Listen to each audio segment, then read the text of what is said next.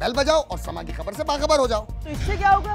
خبریں ہو یا ری انیکٹمنٹ یا ہو صبح سویرے کے ٹوٹکے، سما کی خبر چاہیے تو بیل بجائیے۔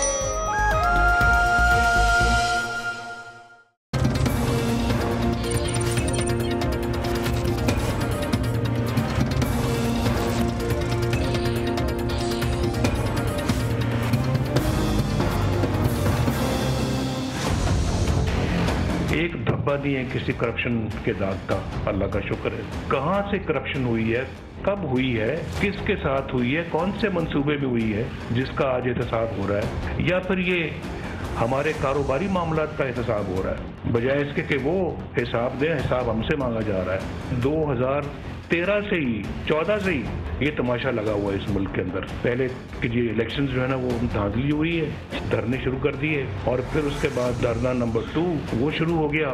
اب تیسری الغار ہے، کیا ان کا کوئی گریبان پکڑنے والا ہے اس ملک کے اندر کہ ان کو پوچھیں کہ آپ یہ سب کچھ ملک کو بدحال کرنے کے لیے کر رہے ہیں؟ یہ تماشا، یہ جو مینا بازار لگا ہوا ہے ملک کے اندر، یہ اس طرح کا مینا بازار پاکستان کو کس طرف لے کے جائے گا؟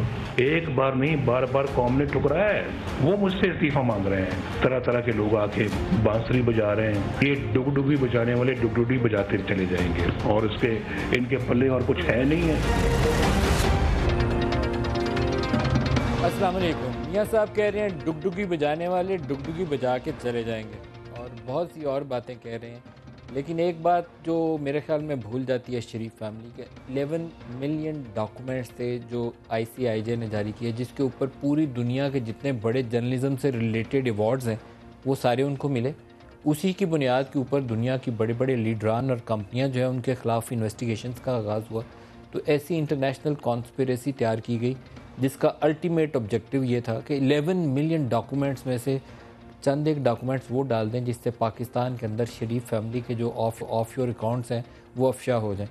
کمال کی کانسپریسی ہے کہ 1 کروڑ 10 لاکھ دستاویزات صرف اس لیے تیار کی گئیں اور جاری کی گئیں، جس میں برطانوی وزیر اعظم بھی رگڑے میں آ گئے، رشین کمپنیاں بھی آ گئیں، ٹرمپ کے سن ان لا کی کمپنی بھی آ گئی۔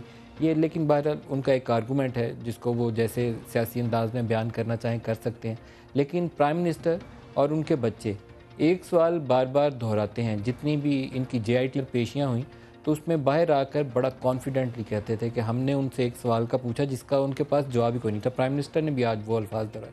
وہ سوال یہ ہوتا تھا کہ ہم نے ان سے پوچھا آپ بتائیے ہمارے اوپر الزام کیا ہے، تو وہ چپ ہو گئے، آگے سے ان کے پاس جواب ہی کوئی نہیں تھا۔ اس قدر نااہل تھے JIT والے، وہ ان کو یہ بتانے میں ناکام رہے۔ سپریم کورٹ کے ججز کئی مہینوں سے ٹائم ضائع کر رہے ہیں پاکستانی قوم کا، وہ بھی نہیں بتا پائے۔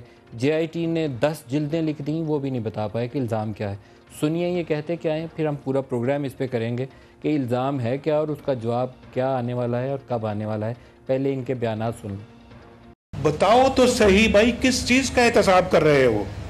یہ تو بتاؤ کہ نواز شریف پر الزام کیا ہے، مجھ پر کیا مقدمہ ہے؟ کائنڈلی یہ بتائیے کہ ہم پہ الزام کیا ہے۔ میری یہ ریکویسٹ ہے کہ وہ الزام مجھے بھی بتایا جائے کہ آپ کو حسن صاحب بلایا ہے، 3 دفعہ بلایا ہے، 7 5 گھنٹے کے لیے، یہ آپ کے اوپر الزام ہے، کم سے کم وہی بتا دیں۔ کوئی موٹر سائیکل چوری کا الزام لگا دیں، الزام تو لگائیں نا۔ مجھ سے 6 دفعہ کیوں بلایا گیا یہاں پہ؟ بات یہ ہے کہ مجھے بھی جو ہے نا اس کے حقیقت معلوم نہیں ہے۔ وہ الزام کیا ہے اور اس کے اوپر سزا کیا ہے اور کیا ہو سکتا ہے، اور الزام میں کوئی جان ہے یا سارا کچھ ہوا کے اندر ہے؟ جو نواز شریف صاحب کہتے ہیں یہ پتلی تماشے والے ہیں، ڈگڈگی بجانے والے ہیں، یہ ڈگڈگی بجانے والے کچھ کر رہے ہیں یا سچ مچ اس کے اندر کوئی جان ہے؟ ہمارے ساتھ مہمان شخصیت ہیں چودھری اعتزاز احسن، سینئر رہنما پاکستان پیپلز پارٹی کے۔ اعتزاز صاحب آپ کو خوش آمدید بھی کہوں گا۔ اسی بات سے شروع کر لیں جی، اس کے پیچھے ڈگڈگی کون بجا رہا ہے؟ ان کے مطابق تو یہ جس طرح اشارہ ان کی جانب سے، اگر اشارہ یہ ہے کہ پہلے دھرنا 1، دھرنا 2 اور دھرنا 3 والے، یہ ایک طرح قسم کا یلغار 3 ہے، تو ان کے مطابق تو یہی سمجھا جا سکتا ہے کہ جس طرح یہ انہوں نے ظہیر الاسلام، جنرل ظہیر الاسلام DG ISI کا نام اور فوج کا نام لیا تھا دھرنے کے دوران، اور یہ سمجھتے تھے کہ وہ پیچھے ہیں، اور اس کے بارے میں ان کو بڑے شکوے، اور مشاہد اللہ جیسے بندے نے تو کھل کے کہہ دیا تھا ٹیپوں کا ذکر کر دیا کہ کنفرنٹ کیا گیا تھا جنرل راحیل کو اور اس کے بعد ڈی جی ایس آئی کو ریموو کر دیا گیا. یہ باتیں کہی تھیں. یہ اس قسم کی باتیں تو یہ فوج پہ ڈالتے تھے. اور ایک دو نے یہ جب کہا ہے کہ وہی عناصر ہیں جو بھٹو شہید کے وقت پھانسی اس کی پھانسی میں عناصر تھے, وہی عناصر ہیں. یہ ان کے وزراء کہہ چکے ہیں, احسن اقبال کہہ چکے ہیں مثال کے طور پہ. اب بھٹو شہید کے تو ہم صاف کہتے ہیں کہ جوڈیشری اور فوج, ضیاء الحق اور چیف جسٹس انوار الحق اور چیف جسٹس مولوی مشتاق حسین ملے ہوئے تھے. جس طرح انہوں نے اس کے خلاف فیصلہ کیا اور ان کو پھانسی کی سزا دی. کیا ابھی بھی فوج اور عدلیہ ملے ہوئے ہیں؟ نہیں, اب جب یہ سجیسٹ کرتے ہیں تو یہ سجیسٹ کر رہے ہیں. ان میں سے ڈگڈگی بجانے والا اور کٹ پتلیاں یہ کس کو کہتے ہیں؟ ڈگڈگی بجانے والا کون ہے؟ ڈگڈگی کون بجا رہا ہے اس وقت؟ وہ ضیاء الحق پہ ویسے یعنی فوجی آرمی چیف پہ میں نے ضیاء الحق جب ماضی تے جنرل ضیاء کے اوپر تھا تو ابھی پھر موجودہ آرمی چیف کی طرف اشارہ جاتا ہے. کے وقت میں جب جیل میں تھا تو کچھ شاعری کرتا رہتا تھا تو ایک شعر کہے تھے, کارگر پسے پردہ, یہ ضیاء الحق کے بارے میں, کارگر پسے پردہ یوں تھی انگلیاں اس کی, آدمی جو لگتے تھے وہ تھے پتلیاں اس کی. ارے آپ نے تو نواز شریف کی جو باتیں ہیں اس کو ایک عملی جامہ پہنا کے دکھا دیا کہ وہ کس کی طرف کہہ رہے ہیں. پھر وہ جنرل باجوہ کو کہہ رہے ہیں. وہ یہ کہہ رہے ہیں پر مجھے محسوس نہیں ہوتا کہ جنرل باجوہ اس قسم کی بات میں ملوث ہوگا. لیکن عام طور پر ان کے خلاف جس طرح آپ نے شروع کیا, آغاز کیا ہے, جنرل باجوہ نے یا کسی پاکستانی سیاستدان نے یا چیف جسٹس آف پاکستان نے تو پینما سے 1.25 کروڑ ڈاکومنٹس نہیں نکالے نا. یہ تو ایک انٹرنیشنل لیگ ہے. یہ تو انٹرنیشنل لیگ یہ ہے. ایزیوم کرنا کہ کسی نے آپارا میں پریس میں بیٹھ کے چھاپ کے نکال دیے ہیں تو کافی بیوقوفی کی بات ہے. تو پوری دنیا کے لیڈران کے نام آ گئے. یہ اس لیے ان کو اب ہر کونے میں ایک گوسٹ نظر آ رہی ہے, ایک دشمن نظر آ رہا ہے. ان کا یہ پیرانویا ہو گیا ہے ان کو. اچھا, کچھ چیزیں ایسی ہوئی ہیں جیسے جیسے کیس آگے چلا ہے تو, اور جے آئی ٹی کی رپورٹ کے بعد مجھے لگتا یہ ہے کہ فیملی انڈر پریشر بھی آئی ہے, کیونکہ میاں صاحب کی انیشلی مجھے لگتا تھا کہ شاید اس بات سے پریشان ہے کہ مریم کا نام آیا ایز بینیفیشل اونر جو ان کی سیاسی وراثت لے کے آگے چلنے والی تھی. جے آئی ٹی نے اب جو فائنڈنگز دی ہیں اور جو انہوں نے میوچل لیگل اسسٹنس لی ہے اس نے اس کے اوپر مہر لگا دی. آج جج صاحب نے کہا حسین کی ملکیت کے ڈاکومنٹس ہمارے پاس نہیں ہیں, لیکن جے آئی ٹی نے جو فائنڈنگز دی اس کے مطابق بینیفیشل اونر مریم نواز ہے. براہ راست آج آبزرویشن اصل میں ندیم صاحب مریم کو بچانے کے لیے ہی انہوں نے سارے جھوٹ بولے اور پھنستے گئے.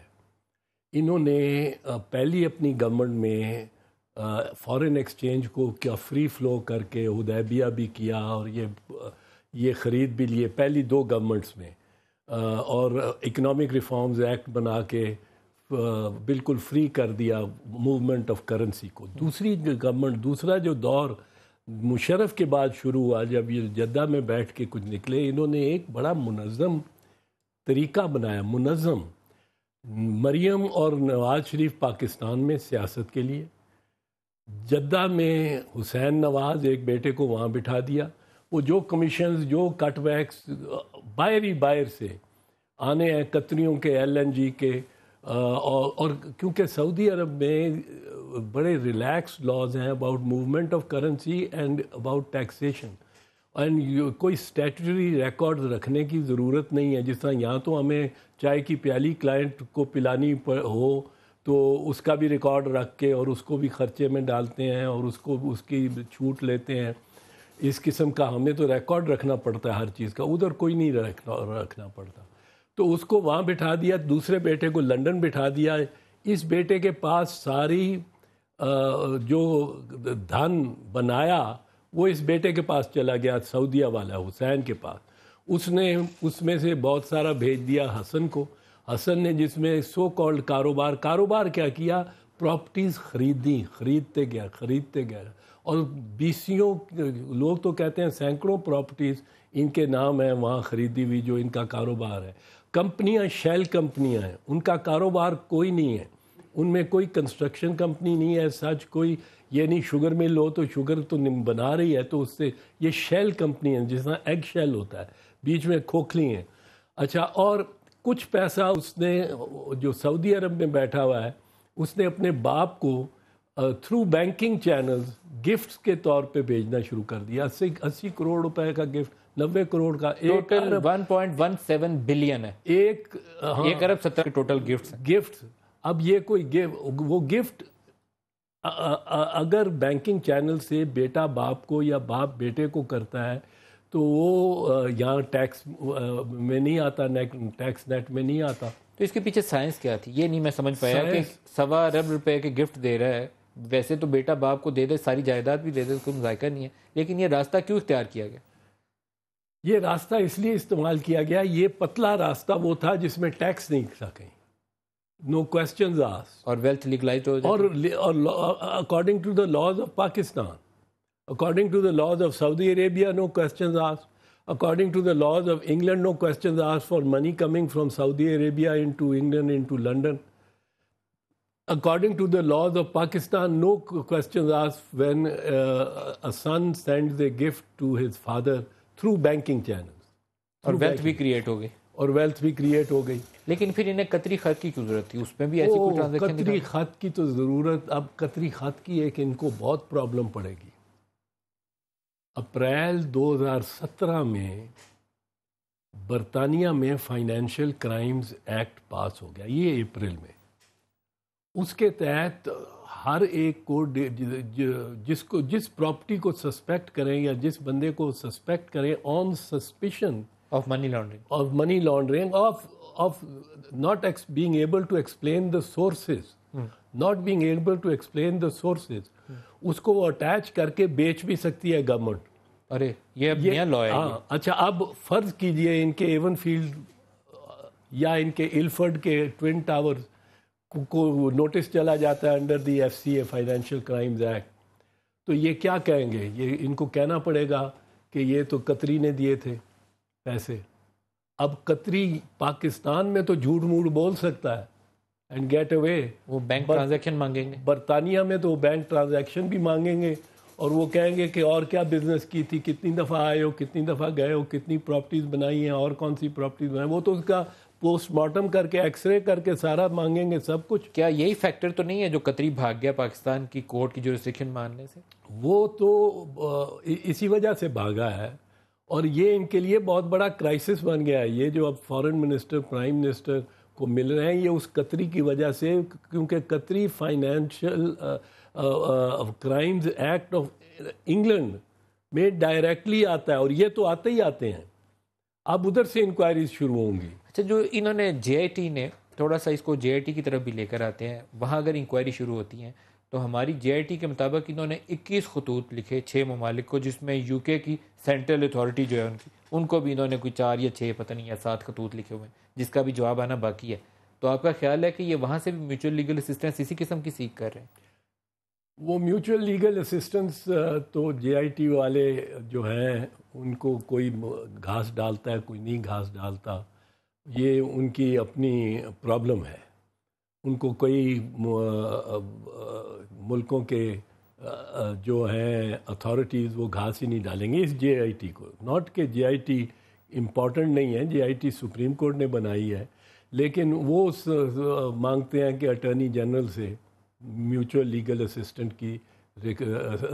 کی ریکویسٹ آیا ہے، وہ ادھر سے آیا اٹارنی جنرل سے. لیکن جہاں سے 2 جگہ سے آیا ہے اعتزاز صاحب، ان سے تو توقع ہی نہیں تھی. یو اے ای کی حکومت سے کوئی توقع نہیں تھا کرتا کہ وہ ان کو جواب دے، اور وہ بھی ایم ایل اے کا ان کی جسٹس منسٹری لکھ کے ان رائٹنگ دے دے. اور دوسری طرف سے بی وی آئی جو کہتے ہیں ان کی اکانومی اسی پہ پھلتی پھولتی ہے، اس نے بھی جواب دے دیا. یہ کیسے ہو گیا؟ بی وی آئی وغیرہ اب آف شور، یہ پیناما کی ڈسکلوجرز کے بعد بہت انڈر گریٹ پریشر، کئی ملکوں نے تو ڈیکلریشنز مانگ لی ہیں. سوئٹزرلینڈ پہ بہت پریشر پڑ گیا ہے آفٹر پیناما پیپرز. ایک تو پہلے پڑا ہوا تھا ہولوکاسٹ وکٹمز کے لا کے پیسوں کا، ایک اب پریشر پڑ گیا بہت زیادہ ان ملکوں پہ جو آف شور کمپنیز رکھتی ہیں فار گریٹر ٹرانسپیرنسی. اور یہ ایک ایشو تھا جو کہ ایک سپریم کورٹ کی بنائی ہوئی جے آئی ٹی نے مانگا تھا. ایک ملک کے سپریم کورٹ نے تشکیل کی ہوئی JIT، اگر اب میں سمجھتا ہوں کیمن آئیلینڈ اگر ایسی ہی صورتحال میں کوئی انڈیا میں ہو، بنگلہ دیش میں ہو، وہ اگر کوئی کیمن آئیلینڈز میں، Isle of Wight, Isle of Man, British Virgin Islands, یہ اس قسم کی ہیں، پیناما اٹ سیلف جو کہ آف شور کمپنیز استعمال کرتی ہیں، اگر اس قسم کے ادارے مانگیں گے تو وہ اب انڈر پریشر ہیں کچھ نہ کچھ مہیا انفارمیشن شیئرنگ کریں گے، شیئرنگ کرنے کے۔ UAE سے کیسے آ گئے؟ توقع رکھتے تھے آپ؟ UAE سے توقع نہیں تھی، کیونکہ وہاں سے UAE کی رائل فیملی سے ہمارے حکمرانوں کے، آپ کے لیڈر کے بھی اور میاں صاحب کی فیملی کے بھی کافی اچھے مراسم ہیں۔ یہ جو میاں صاحب ہیں، میاں صاحب نے تو اب پرائم منسٹر بن گیا، مثال کے طور پہ کرسی پہ بیٹھ گئے، اب اس کرسی کو بجائے اور اس اپنی حیثیت کو صرف پاکستان کی خدمت کی خاطر استعمال کرنے کا اور پاکستانیوں کی خدمت کی خاطر کی ترقی اور خوشحالی کے انہوں نے اپنے مراسم بہت بنائے ہیں دنیاوی حکمرانوں کے ساتھ، پرسنل، ذاتی، جس طرح بل کلنٹن کے ساتھ بنا لیے تھے۔ بل کلنٹن ان کو رہا کرانے میں یا سعودی عرب لے جانے میں اس میں بڑا کردار تھا اس کا، جس طرح قطری خانوادے سے بنا لیے، جس طرح سعودیوں کے ساتھ تھے، جس طرح UAE کے ساتھ تھے، جس طرح انہوں نے اردوان کے ساتھ پرسنل شادیوں وادیوں پرسنل فیملی میں جا رہا ہے، اور یہ ان کی پالیٹکس اس طرح ہے، اس میں شاید کوئی مطلب میلا فائڈی نہیں ہے، پر اسی طرح ہی انہوں نے مودی کے ساتھ بھی ان کے پرسنل تعلقات ہیں۔ ہم صرف سمجھتے ہیں کہ ان کو پاکستان کے حق میں استعمال کرنے چاہیے، پر انہوں نے قطری کانٹیکٹس کو تو صرف اپنے لیے استعمال کیا۔ LNG کا ٹھیکہ ان کو ایک بڑا اونرس قسم کا پاکستان کے لیے وہ دے دیا 15 سال کا، اور پھر اس کے بعد یہ قطری خط اور یہ ساری ان سے امداد جس طرح کی لی ہے۔ قطریوں کے پاس ایک پاور پروجیکٹ بھی ہے، میکاب کمپنی کے پاس کرا ہے کراچی میں، وہ بھی ہے۔ تو یہ قطریوں کا یہ اس قسم کا انہوں نے ان کا رویہ رہا ہے، ایک انہوں نے منظم انداز سے پچھلے 15 16 17 سالوں میں منظم انداز سے یہ پیسے جو باہر کے باہر جو کہتے ہیں یہاں سے پیسہ کوئی نہیں گیا، شاید درست کہتے ہیں کہ پیسہ باہر سے باہر ہی کیسے سعودی عرب چلا گیا نا۔ کیسے گیا سعودی عرب؟ ترکی کی فرم سے اگر کیا تو پاکستان نہیں آیا نا۔ میرا حصہ اگر 10% ہے اس میں یا 15% ہے میرا، میں نے کہا میرے بیٹے کو وہاں پہنچا دو، وہ ادھر سے ادھر چلا گیا، ادھر سے لندن چلا گیا، ادھر سے واپس آ گیا کچھ حصہ۔ لیکن رضا صاحب، کیا یہ جو انٹرنیشنل فائنینشیل ٹرانزیکشنز میں یہ پیسے کی لین دین تھرو بینکس اتنی آسان ہے آج کل 9/11 کے بعد سے، کہ وہ کوئی ترکی کی کمپنی 10% حسین کو کوئی 10-20 ملین ڈالر کی پیمنٹ کر رہی ہے، تو کوئی اس سے پوچھے گا نہیں حسین سے یا ترکش فرم سے کہ کس مد میں یہ پیسے دیے؟ نہیں، ابھی بھی آسان ہے، ابھی بھی آسان ہے۔ یہ عرب ممالک کے ساتھ بڑی آسانی ہے۔ ابھی بھی UAE میں ٹرانزیکشنز آپ جتنا پیسہ لے جانا چاہیں لانا چاہیں، اس میں کوئی آپ کو قدغن نہیں ہے، کوئی کچھ نہیں۔ ایان علی کی طرح وہ $6 لاکھ پرس میں ڈال کے لے جائیں۔ دیکھیں آپ مثالیں وہ دے رہے ہیں جس میں آپ خود پکڑے جائیں گے۔ نہیں، ایان علی بیچاری پکڑی گئی تھی، خود پکڑی گئی تھی۔ اب وہ 43واں بیچاری کا پھیرا تھا شاید جس میں پکڑی گئی تھی۔ یہ تو اس کا پاسپورٹ ہی بتا سکتا ہے۔ لیکن یہ اعتزاز صاحب، واپس ٹاپک پہ آ جاتے ہیں۔ ہمارے بڑے لوگ، مجھے ایک تاثر بعض کا یہ ملتا ہے کہ نواز شریف صاحب پکڑے گئے ہیں، ان پر احتساب ہونا چاہیے، رعایت نہیں ملنی چاہیے، لیکن باقی اس طرح کے بہت سے اور بھی نواز شریف ہیں، اس طرح کے کاروباری بڑے بڑے طاقتور لوگ جو رولنگ ایلیٹ ہے، سارا یہی کام کر رہی ہے۔ یہ تو پکڑے گئے ہیں، وہ میں جس طرح آپ سے عرض کر رہا تھا، مریم کی سیاست کو بچاتے ہوئے، اس کو بچاتے بچاتے انہوں نے اتنی کہانی گھمائی کہ وہ پکڑے گئے ہیں۔ اور اس میں انہوں نے بنیادی طور پہ یہ ہوا کہ مریم اب تو اسٹیبلشڈ ہے، مالک تھی ایون فیلڈ اپارٹمنٹس کی، پر جب ان کو اپروچ کیا ICIJ نے فروری میں، 3 اپریل کو لیکس پبلک ہوئے ہیں، اس سے پہلے فروری میں، لائک گڈ جرنلسٹ آپ کرتے ہیں کہ اعتزاز احسن کا موقف بھی لے لیں, یہاں بیٹھے ہوئے ہیں کہ اعتزاز صاحب کو ڈھونڈو جی, ان کے خلاف بات ہوئی ہے, ان کا موقف لو. مریم حسن اور حسین کو سوالات بھیجے گئے کہ آپ کا نام آ رہا ہے, ہم اس کو کہیں. یہ گھبرا گئے. انہوں نے میٹنگز کی, فیملی نے, انہوں نے فیصلہ یہ کیا کہ مریم کو ہر صورت بچانا ہے. اس نے یہ ڈکلیئر نہیں کی ہوئی پراپرٹی کسی وقت بھی, اور نام اس کے ہے, اس لیے حسین کو پہلے سے ہی حسین سے کہلوانا شروع کر دو. 2 انٹرویوز پلان کیے انہوں نے. وہ انٹرویوز 4 انٹرویوز اس کے تھے. وہ انٹرویوز انہوں نے پلان کر کے, اور پہلے سے الحمدللہ وہ ہمارے, میں سوچتا تھا یہ ان کو کہنے کی کیا ضرورت ہے, لیک سے پہلے کیا ضرورت پڑ گئی ہے. پر انہوں نے سوچا کہ اگر ہم نے پہلے لیک سے کہہ دیا اور تسلیم کر لیا تو پھر ہم لوگوں کو کہیں گے کہ جی ہم نے تو پہلے ہی کہہ دیا تھا, بتا دیا تھا, ہم نے کوئی خفیہ تو نہیں رکھا, ہم نے چھپایا تو کسی سے نہیں, ہمیں فلاں اینکر نے پوچھا ہم نے بتا دیا, دوسرے اینکر نے پوچھا ہم نے بتا دیا.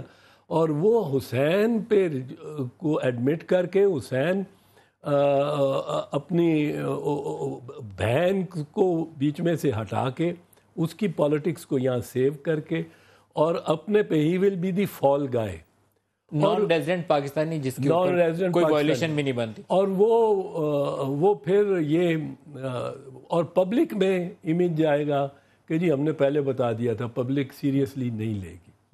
یہ 3 اپریل کو بریک ہوئی سٹوری.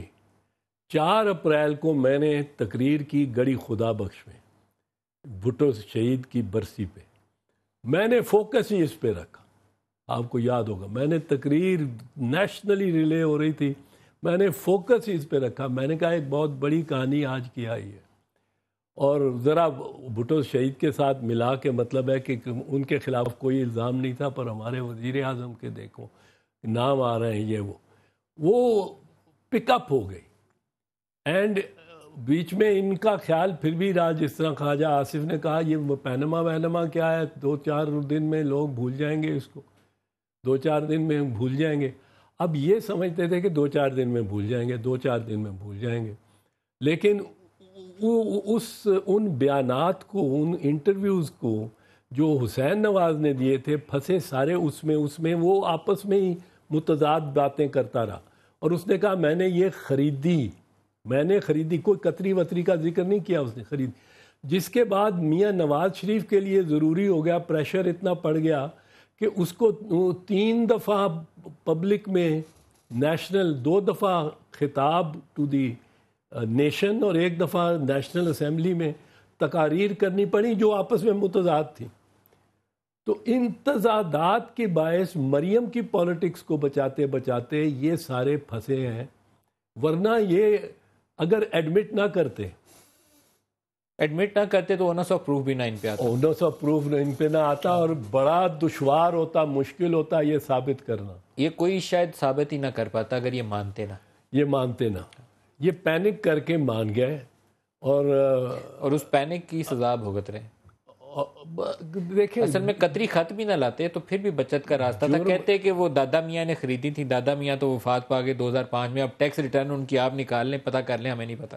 وہ بھی راستہ لے سکتے تھے, لیکن انہوں نے گھمایا اتنا ہے اس کو قطری خط, اور پتہ نہیں کس چکر میں, پتہ نہیں کس نے ان کو یہ مشورے دیے ہیں. پہلے وکلا نے بھی مروایا تھی جنہوں نے کہا یہ قطری خط ہے, یہ سیاسی تقریر ہے, پرچیوں پہ پیسہ گیا تھا. جس وکیل نے وہ ٹرسٹ ڈیڈ بنوا دیا ان سے, کولیبری فونٹ والی رسم الخط, کولیبری رسم الخط, ان کے کسی وکیل کیلیبری کا بنے گا کیا, یہ بتائیں. کیلیبری کے اوپر وہ کہتے ہیں جی بیٹا ورژن پہ بن جاتی تھی, کیلیبری والے نے کہہ لیا یہ لیگل پرپزز کے لیے کوئی پاگل ہی ہوگا یوز کرتا ہوگا جنوری 2007 سے. نہیں کوئی کرتا ہی نہیں تھا 2007 سے پہلے, it was not in commercial use. تو یہ اس پہ پکڑ ہوگی اس کے اوپر. ان کیلیبری اس سے بچ ہی نہیں سکتے. کیلیبری پہ پکڑ ہو جائے گی. کیلیبری والا تو is a fake document, forged document that has been presented in the Supreme Court, signed by Hussain Nawaz, Captain Safdar and Maryam Nawaz. اور اس کی سزا لائف امپریزنمنٹ ہو سکتی ہے under section 466 of the P P C. Sir کوئی ہتھولا رکھو, نہ ڈرو.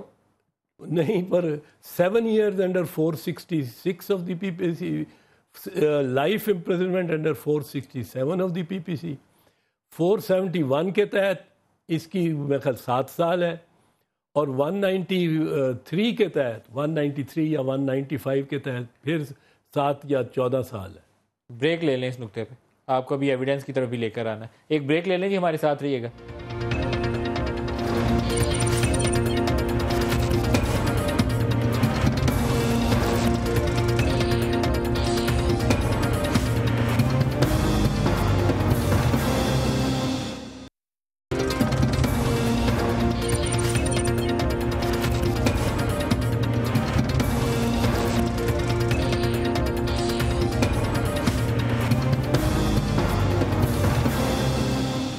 آج میرا اگر احتساب ہو رہا ہے تو کل کو انشاءاللہ اوروں کا بھی ہوگا۔ 1972 سے شروع ہوئے ہو، جب نواز شریف ایک بچہ تھا، ابھی کالج سے باہر آیا تھا، اس وقت نہ میں وزیر اعظم تھا، نہ میں وزیر اعلیٰ تھا، نہ میرا سیاست سے دور دور کا کوئی تعلق تھا۔ اس دور کا پوچھ رہے ہیں کہ منی ٹریل بتاؤ، جو تم نے نواز شریف کی فیملی، میاں شریف کی فیملی کو لوٹا، اس زمانے میں نیشنلائز کیا، قومی ملکیت میں لیے سارا کاروبار، منی ٹریل تو تم بتاؤ کہ تم پیسہ لوٹ کر کہاں لے کر گئے تھے؟ ہمیں لوٹ کر منی ٹریل ہم سے پوچھتے ہو؟ بھئی بتاؤ تو صحیح یار کہ نواز شریف نے یہاں سے سونا لوٹا ہے، یہاں سے چاندی لوٹی ہے، یہاں سیالکوٹ لاہور موٹر وے میں پیسہ کھایا ہے۔ شرم آنی چاہیے۔ کعبے کس منہ سے جاؤ گے غالب، شرم تم کو مگر نہیں آتی۔ تمہیں ایک بار نہیں، تمہیں بار بار مسترد کیا ہے پاکستان کے عوام نے، تو تم کبھی ادھر سے کبھی ادھر سے کبھی ادھر سے سازشیں کر کے تم اقتدار حاصل کرنا چاہتے ہو۔ تمہیں پاکستان کے عوام اس بات کی اجازت نہیں دیں گے، نہیں دیں گے، چاہے تم جتنا مرضی مجھ پہ کوئی الزام تراشی کرو۔ پروگرام میں دوبارہ خوش آمدید کہتے ہیں۔ ہم نے شروع کیا تھا جی کٹ پتلیاں اور ڈگڈگی بجانے والے سے، اب سازشوں پہ آ جاتے ہیں۔ جے آئی ٹی کی رپورٹ آپ نے پڑھی ہوگی، اس کے اندر وہ میوچل لیگل اسسٹنس لے کر آئے ہیں۔ یہ یو اے کی حکومت اور بی وی آئی والے وہ بھی اس سازش کا حصہ بن گئے؟ بظاہر تو جس نے بھی کوئی مدد یا اس میں کوئی کام کیا ہے یا کوئی امداد کی ہے جے آئی ٹی کی، جس بھی وجہ سے، وہ حکومت ہے یا وہ شخص ہے یا وہ ادارہ ہے پاکستان کا، وہ سارے سازش کنسپریسی بائی ڈیفینیشن، ملک صاحب، by definition conspiracy is between 2 اور مور پیپل۔ اکیلا ایک پارٹی سازش نہیں کر سکتی۔ یہ جو ایم ایل ایز آئی ہیں، یہ درست ہیں کہ فیک ہیں؟ ایم ایل ایز میرے خیال میں تو درست ہیں، پر نواز شریف اور ان کے وکلاء کو یہ حق ہے کہ وہ کہیں، وہ ثابت کریں کہ یہ فیک ہیں، پر بظاہر تو وہ درست ہیں۔ انہوں نے سپریم کورٹ میں تمام باتیں کرنے کے باوجود کوئی ایسی ایویڈنس نہیں دی جس کی بنیاد کے اوپر سپریم کورٹ کہے کہ اچھا اس کو اٹھا کے باہر پھینک دیتے ہیں۔ نہیں، وہ انہوں نے تو کچھ پیش کیا ہی نہیں۔ وہ تو سپریم کورٹ وہ گلا شکوہ کرتے ہیں کہ جی جے آئی ٹی نے ہمیں موقع نہیں دیا، تو سپریم کورٹ کہتے ہیں ہم موقع دے رہے ہیں آپ کو۔ وہ کہتے ہیں کہ سپریم کورٹ نے، وہ جے آئی ٹی نے ہمارا موقف نہیں لیا، سپریم کورٹ کہتا ہے آپ موقف ابھی دے دیں۔ آج تو انہوں نے کہا کہ 1 سال سے مانگ رہے ہیں منی ٹریل، آج دے دو، کیس ختم ہو جائے گا۔ ختم ہو جائے گا۔ اچھا، جو انہوں نے کمپنیاں ہائر کی تھیں اس کے اوپر بڑا شور مچا۔ ایم ایل ایز تو آ گیا کہ بٹوین 2 لیگل آتھورائزڈ اینٹیٹیز، جو یہاں سے جے آئی ٹی تھی، وہاں سے جسٹس منسٹری آ گئی، وہاں سے ان کا اٹارنی جنرل آ گیا۔ انہوں نے وکیل لیا جس کے اوپر اعتراض ہے انہیں کہ یہ اس کا کزن تھا، وہ اختر راجہ، اور جو ڈاکومنٹس لیے ہیں وہ کہتے ہیں تصدیق شدہ نہیں ہے۔ اس کے اوپر کیا کرنا چاہیے؟ اگر وہاں سے کوئی فورینزک انویسٹیگیٹر ہے، اس نے کوئی ٹرسٹ ڈیڈ کے اوپر کوئی رائے دی ہے، اس کو پھاڑ کے پھینک دیں؟ دیکھیں، 2 چیزیں ہیں۔ پہلی تو بات یہ ہے کہ یہ اپروچ کہ یہ جے آئی ٹی نے ثابت کرنا ہے کہ ان کے وسائل نہیں تھے، ان کے پاس وسائل نہیں تھے ایون فیلڈ فلیٹس کو یا دیگر پراپرٹیز کو اون کرنے کے لیے، حاصل کرنے کے لیے، یہ جے آئی ٹی کا یہ برڈن آف پروف ان پہ تھا اور ان پہ ہے۔ کل جج صاحب نے کہا بھی ہے سپریم کورٹ میں، برڈن آف پروف شریف میں پہلے دن سے کہہ رہا ہوں کہ برڈن آف پروف ان پہ ہے، اور بانگ دول کہہ رہا ہوں، اور سب سے پہلا شخص ہوں جو اس پہ اصرار کرتا رہا ہوں کہ شریف فیملی پہ برڈن آف پروف ہے سارا۔ ایک تو یہ ہے کہ یہ اگر کوئی ڈاکومنٹ فرض کیجئے غلط طریقے سے پروکیور کیا گیا ہے، اور یہ کہتے ہیں اس کی ویلیو نہیں ہے، اس کی کوئی اہمیت نہیں ہے آئیدر وے، کیونکہ یہ تو انہوں نے ثابت کرنا ہے نا کہ ہمارے وسائل تھے، وہ ثابت نہیں کرتے. جو ملکیتی ڈاکومنٹس دینے کی ذمہ داری ہے وہ اس وقت نواز شریف اور ان کے بچوں کی. ملکیتی تو وہ تسلیم کر چکے ہیں، تسلیم کر چکے ہیں. اب ان کے ذرائع، کن ذرائع سے منی ٹریل نہیں، یہ ایک چیز اب یہ بھی ثابت نہیں ہے کہ ایکچوئل اونر، کیونکہ وہ جو لے کے آئے جے آئی ٹی والے، ان کے مطابق بینیفیشل اونر مریم ہے، فیملی حسین کا کلیم کرتی ہے، لیکن آج کورٹ نے کہا حسین نے کوئی ایسا خط نہیں دیا، ڈاکومنٹ نہیں دیا جس سے یہ ثابت ہو کہ حسین مالک ہے. دونوں چیزیں بھی کویسچنیبل. پر اس میں میاں نواز شریف تو اس طرح آ جاتا ہے کہ نیب آرڈیننس کے تحت، جیسا 1947 کے پریونشن آف کرپشن ایکٹ کے تحت تھا، جس طرح جو احتساب ایکٹ 1997 میں خود میاں نواز شریف نے بنایا تھا، اس میں بھی تھا. وہ کیا کہتا تھا؟ وہ یہ کہتا تھا کہ اگر آپ کے بے نامی دار، صرف ڈیپینڈنٹس نہیں، ڈیپینڈنٹس اور بے نامی دار کے پاس ایسے اثاثے ہوں جن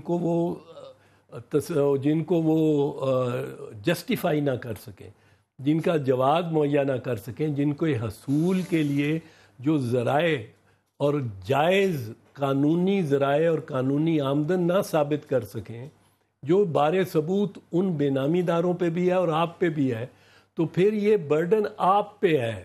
دوبارہ دہرا لوں یہاں ایک چیز، میں ایک چیز عرض کر دوں، یہ ہے for holder of public office. ٹھیک ہے، اگر کوئی ہولڈر آف پبلک آفس ہے، prime minister is holder of public office, تو اس کے بے نامی داروں، اس کے رشتہ داروں کے پاس اگر ایسے ایسے ذرائع، ایسے املاک ہوں جن کے حصول کے لیے وہ جائز ذرائع ثابت نہ کر سکیں، تو ہولڈر آف پبلک آفس کو 14 سال سزا ہوتی ہے. اگر بچوں کے پاس ایسی جائیداد ہے جس کے ان کے پاس جائز ذرائع موجود نہیں ہیں، تو پبلک آفس ہولڈر جو ہے اس کا ذمہ دار مانا جائے گا. اس کا مانا جائے گا. اب ڈپٹی سیکرٹری، آج ان کے وکیل جو تھے خواجہ حارث صاحب، انہوں نے کہا کہ پرائم منسٹر کے نام کے اوپر تو کوئی ملکیتی جائیداد ثابت ہی نہیں ہوئی.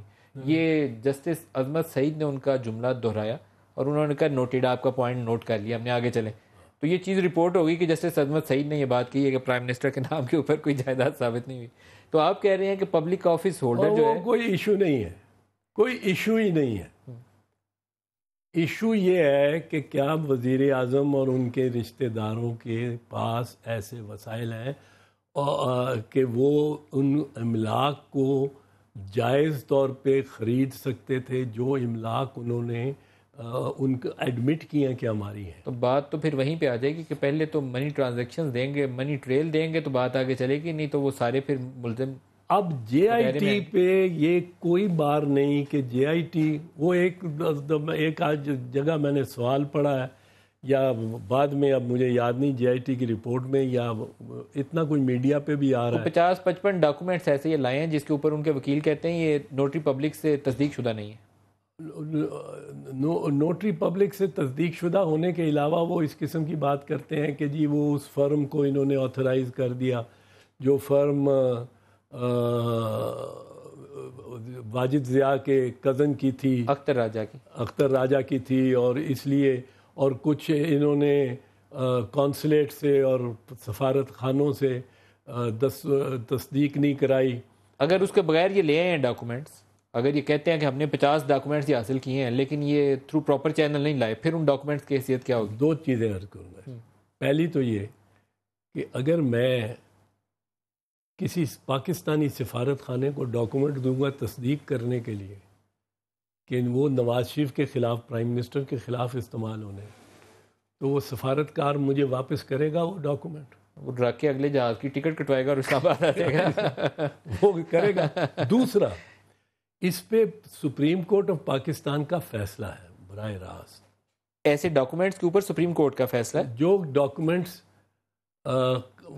غیر قانونی طریقے سے حاصل کیے گئے ہوں، غیر قانونی طریقے سے پروسیکیوشن حاصل کر لے، ریاست حاصل کر لے اگینسٹ می، اور وہ ڈاکومنٹس وہ یہ اعتراض نہیں کر سکتی کہ جی چونکہ یہ قانونی طریقے سے حاصل نہیں کیے گئے، یہ ان کو استعمال نہیں کیا جا سکتا ہے ایویڈنس میں.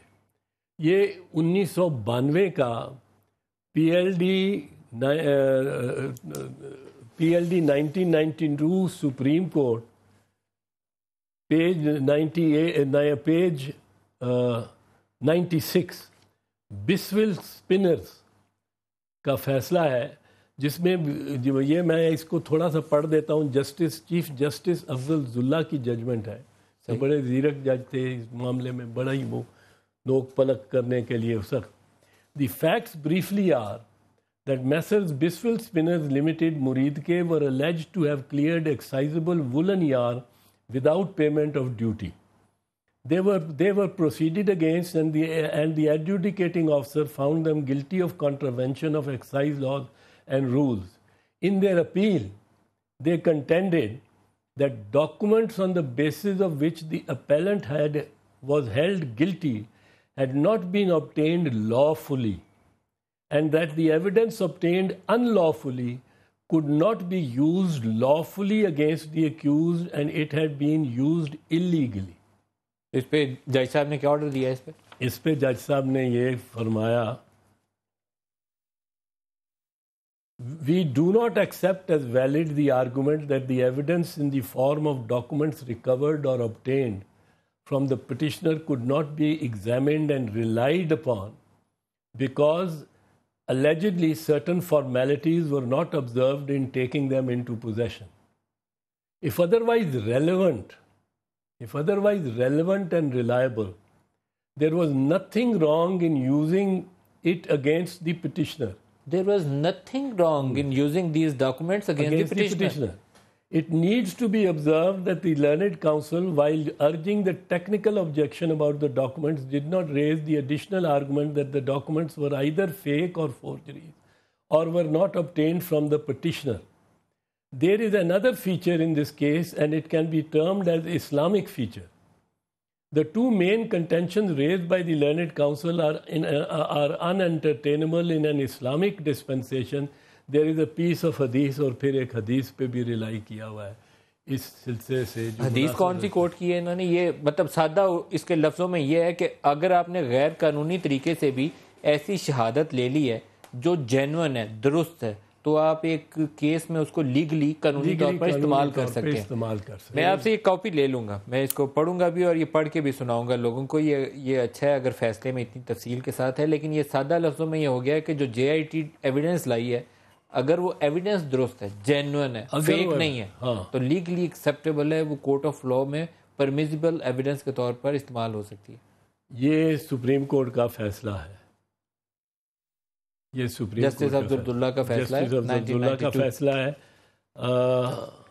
حدیث جو ہے، حدیث منور پہ شاید ذرا اس کے ساتھ ریلیونس پہ میں یہ عرض کر دوں شاید نہ ہو، پر اس پہ انہوں نے بڑا کلیئر کہا ہے کہ we do not accept as valid the argument that the evidence in the form of documents recorded or obtained from the petitioner could not be examined or relied upon because allegedly certain formalities were not observed in otherwise relevant and reliable. نہیں، یہ clear ہو گیا اعتزاز صاحب کہ آپ چاہے غیر قانونی طریقے سے بھی ایک ایسی ایویڈنس لائے ہیں جو جینوئن ہے، درست ہے، تو وہ قانون کے مطابق قابل استعمال ہے اگر وہ ایویڈنس درست ہے.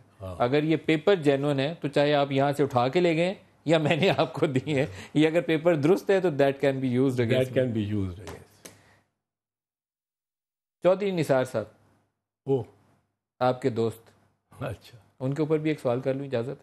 آج کل بڑی خبریں چلتی ہیں چودھری صاحب کے متعلق. عام میں ایک شہرت ان کی یہ ہے کہ وہ تھوڑا سا ان کا ایک اپنا مزاج ہے، لیکن کبھی پارٹی وارٹی کے ساتھ اس طرح انہوں نے گروپ بازی کر کے کہ بندے توڑ کے پارٹی علیحدہ بنا لی، وہ کام انہوں نے کبھی نہیں کیا. تو میاں صاحب کے خلاف بول سکتے ہیں، ناراض بھی ہو جاتے ہیں، لیکن پارٹی چھوڑ کے بندے کوئی 30-40 کا گروپ نہیں بنائیں گے. شیخ رشید صاحب کی خواہش چاہے ہو، لیکن وہ بنائیں گے نہیں. کیا خیال ہے آپ کا؟